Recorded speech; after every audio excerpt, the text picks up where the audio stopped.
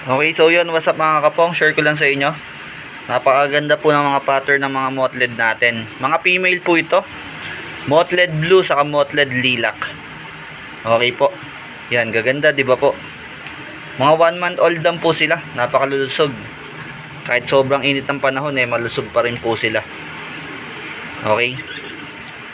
Yan, share ko lang sa inyo mga kapongs. Ipang-reels natin to. PM na lang din pag kami nakatipo, pero medyo pricey lang. Okay po. Ang dami pong naghahanap ng mga moth LED ngayon. Kaya ubusan po lagi talaga yan. Yung ganyang kulay po. Okay. Share ko lang po sa inyo. Nag-general cleaning po tayo, kaya nakikita natin lahat ng mga available po natin ngayon. Bibidyoan ko po lahat yan. Isa-isa. Yan. Okay. Yun lang mga kapongs. Peace out. Gang gang.